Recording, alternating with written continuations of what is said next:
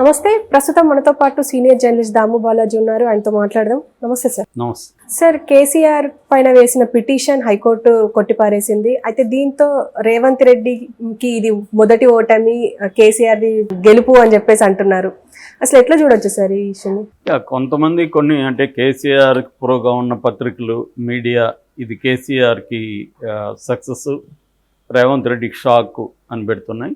రివర్స్లో కొంతమంది ఏమో కేసీఆర్కి షాక్, రేవంత్ రెడ్డికి అనుకూలంగా సుప్రీంకోర్టు అని పెడుతున్నాయి. అది రెండు కూడా వాస్తవమే, రెండిట్లో కూడా కొంత సత్యం ఉంది. ఎందుకంటే KCR SLP special leave petition వేశాడు. అసలు ముందు కేసు చెప్పుకొని దాని తర్వాత జడ్జిమెంట్ ఏ విధంగా వచ్చిందో చెప్పుకున్నాం. సో ఏంటంటే రేవంత్ రెడ్డి ముందు నుంచి కూడా కేసీఆర్ అధికారంలోకి రాగానే కేసీఆర్ ప్రభుత్వంలో ఈ 10 ఏళ్లలో జరిగిన అనేక అవకతవకల సోకాల్డ్ అవకతవకల మీద రేవంత్ రెడ్డి ఫోకస్ పెట్టాడు. ఆయన ఫస్ట్ ఎంచుకున్నది విద్యుత్ రంగాన్ని. విద్యుత్ రంగంలో అవకతవకలు జరిగాయని రేవంత్ రెడ్డి గతంలో కూడా ప్రతిపక్షంలో ఉన్నప్పుడు ఆరోపించాడు. కాబట్టి దాని మీద సమీక్ష జరిపి మొత్తంగా చూసుకున్నప్పుడు 85,000 crores 85,000 కోట్ల అప్పులు విద్యుత్ రంగంలో మాత్రమే ఉన్నాయనేది బయటికి తీశారు. దాని తర్వాత అనేక అవకతవకలు జరిగాయి విద్యుత్ రంగంలో అనేది.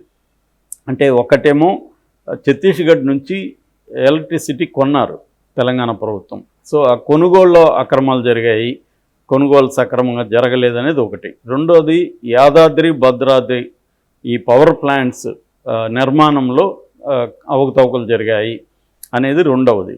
ఈ రెండిటికి సంబంధించి జస్టిస్ నరసింహారెడ్డి అని ఏకసభ్య కమిషన్ని రేవంత్ రెడ్డి ప్రభుత్వం March 14th నియమించింది. సో ఈ ఏకసభ్య కమిషన్ దాన్ని క్షుణ్ణంగా పరిశీలించింది. ఆ తర్వాత ఈయనకు కూడా సమ్మన్ చేసింది, కేసీఆర్ని కూడా వచ్చి చెప్పమని.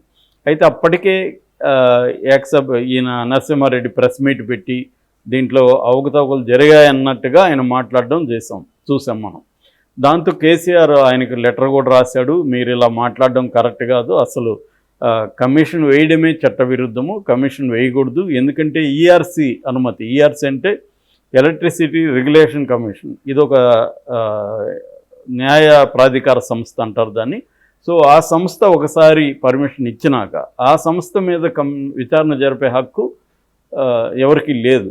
ఏమన్నా ఉంటే సుప్రీంకోర్టులో తీర్చుకోవాలి తప్ప ఇట్లా కమిషన్లు వేయడం అనేది కరెక్ట్ కాదు అనేది ఒకటి. రెండోది, మీరు ప్రెస్ మీట్ పెట్టి ఆల్రెడీ మీరు ఒక నిర్ణయానికి వచ్చేసి ఇప్పుడు నన్ను పిలిస్తే లాభం లేదనేది కూడా ఆయన అన్నాడు.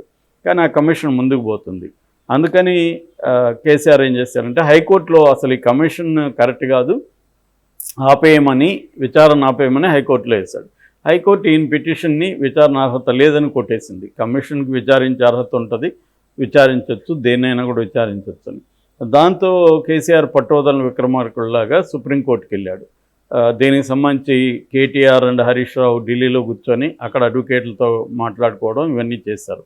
సో కేసీఆర్ తరఫున senior advocate, Supreme Court advocate Mukul Rohatgi వాదించారు. ఇటు గవర్నమెంట్ తరఫున కూడా పెద్దవాళ్ళనే దించారు. మనకు తెలుసు ఆల్రెడీ సిద్ధార్థ లూత్రా చంద్రబాబు రేవంత్ రెడ్డి గురువుకి కూడా ఆయనే కాబట్టి ఆయన్నే పెట్టారు. అట్లాగే కాంగ్రెస్ తరఫున అభిషేక్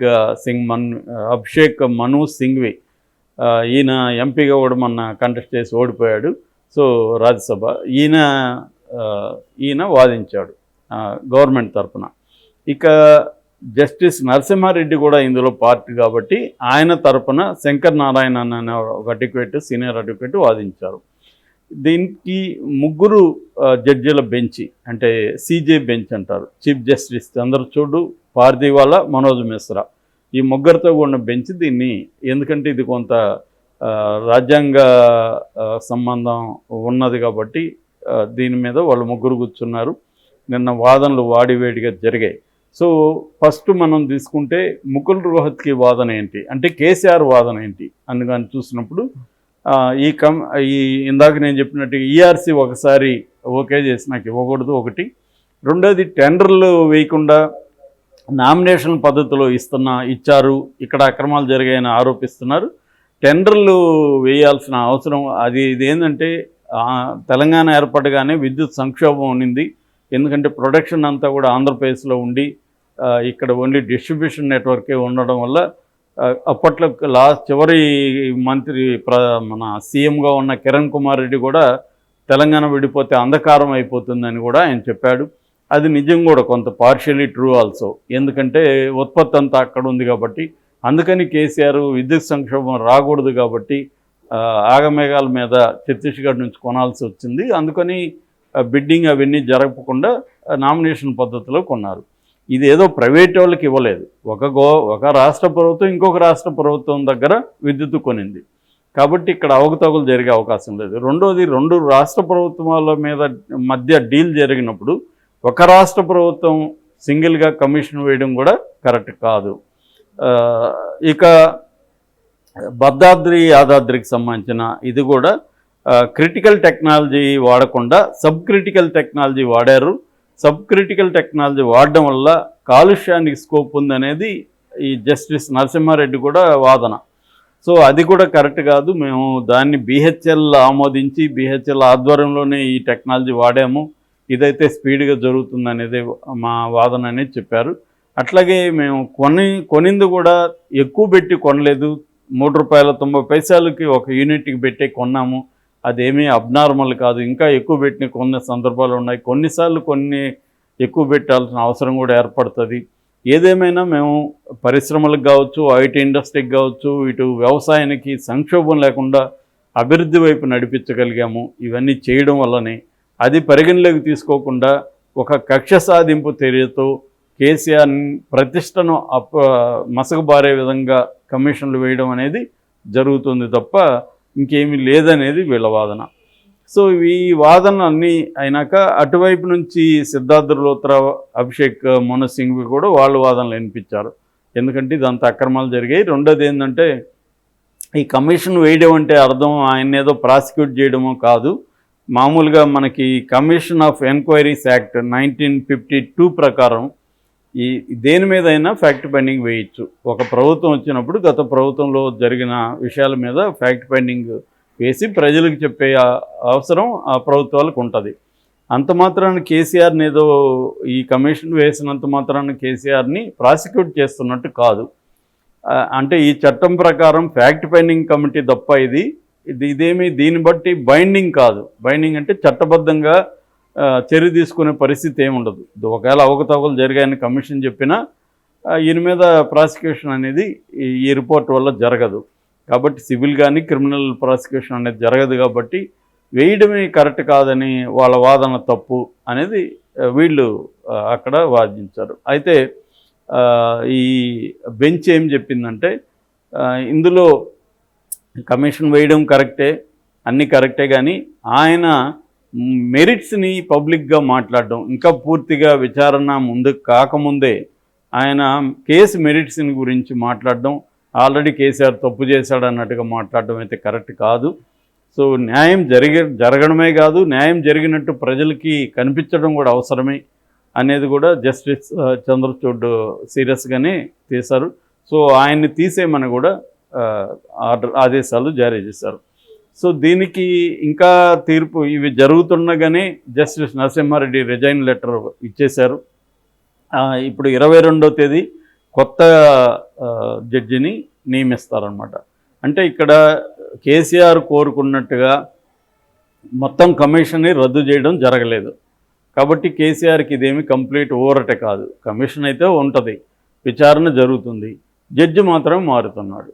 అంటే ఇక్కడ మనం ఈ సందర్భంగా నరసింహారెడ్డి కూడా ప్రెస్ మీట్ పెట్టారు ఢిల్లీలో. ఆయన ఏం మాట్లాడారంటే, నేను ఎందుకు ప్రెస్ మీట్ పెట్టి చెప్పాల్సి వచ్చిందంటే ఈ విచారణ మీద రకరకాల అభూత కల్పనతో వార్తలు వస్తున్నాయి, పుకార్లు వస్తున్నాయి. ఆ పుకార్లకు చెక్కు పెట్టడానికి నేను వాస్తవాలు ఏంటని చెప్పడానికి నేను పెట్టాను.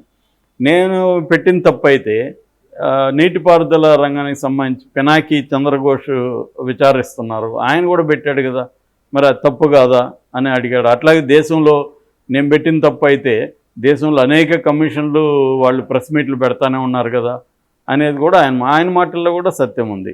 కాకపోతే ఏంటంటే సుప్రీంకోర్టు మెరిట్స్ మాట్లాడడం మీద, ప్రెస్ మీట్ పెట్టడం మీద కూడా మాట్లాడలేదు. సుప్రీంకోర్టు వద్దనలేదు. మెరిట్స్ అంటే ఈ కేసులో ఆల్రెడీ సబ్మిట్ చేసి ఈయన పనేంటి సబ్మిట్ చేయాలి. ప్రెస్ మీట్ ఎప్పుడు పెట్టి ఏం చెప్పొచ్చు, ఏం జరుగుతుంది అనేది చెప్పొచ్చు, కానీ తీర్పు చెప్పేయకూడదు. కేసీఆర్ దోషి అన్నట్టుగా చెప్పేయకూడదు అనేది సుప్రీంకోర్టు చెప్పింది. దాన్ని నేను దాన్ని గౌరవిస్తూ నేను రిజైన్ చేస్తున్నాను నరసింహారెడ్డి చెప్పాడు. గవర్నమెంట్ ఏమో 22వ తేదీ వరకు టైం ఇవ్వండి, మేము కొత్త జడ్జిని పెడతామని చెప్పింది. సో ఇందులో ఏంటంటే ఒక విచారణ జరుగుతున్నప్పుడు ప్రెస్ మీట్ పెట్టి విచారణ ఏం జరుగుతుందో చెప్పచ్చు, కానీ దాంట్లో తీర్పులాగా చెప్పేయకూడదు అనేది ఇప్పుడు సుప్రీంకోర్టు చెప్పింది. దాన్ని గౌరవించి జరిగింది. సో రేవంత్ రెడ్డికి షాక్ కాదు, కేసీఆర్కి షాక్ కాదు. ఇదంతా ఒక పొలిటికల్ గేమ్లో భాగంగా జరుగుతుంటాయి. ఎందుకంటే అవతల వ్యక్తిని అవినీతి జరిగిందని బదనాం చేయడానికే కమిషన్లు వేస్తుంటారు. దాన్ని ఎదుర్కొని నేను కరెక్ట్గానే ఉన్నానని చెప్పడానికి కేసీఆర్ చేసిన ప్రయత్నం. సో ఇద్దరు, ఆయన ఎత్తులకి ఈయన ఒక ఎత్తు వేశాడు తప్ప దీనివల్ల ఏమి లేదు. ఓవరాల్గా మనకు అర్థమయ్యే సామాన్య ప్రజలకి ఇట్లాంటి కమిషన్లు అనేవి వేయడం వల్ల అదేదో అంటారు కదా, భూమి ఆకాశం బద్దలైపోదు, ఏం జరగదు. ఓన్లీ ప్రజల్లో అతను బ్లేమ్ చేయడానికి తప్ప ఇంకా ఇటువంటి కమిషన్లు ఇంకా దేనికి పనికిరావు అనేది ఒకటి. రెండవది, ఇట్లాంటి కమిషన్లు ఉన్నప్పుడు జడ్జెస్ కొంత ఒళ్ళు దగ్గర పెట్టుకొని పనిచేయాలి. మన దగ్గర మనకు కమిషన్ ఇచ్చారు కాబట్టి మన ఇష్టం వచ్చినట్టు మాట్లాడడం కరెక్ట్ కాదు, మెరిట్స్ మాట్లాడకూడదు అనేది రెండవది. ఇక మామూలుగా మన థ్రిల్లర్ సినిమా తీసుకున్నట్టు రాజకీయ పొలిటికల్ థ్రిల్లర్ అనుకుంటే అవతలోడు ఏమెత్తేస్తే వీళ్ళు ఏమెత్తేస్తున్నారని స్టడీ చేయడం ఒక interesting aspect. Okay sir, thank you.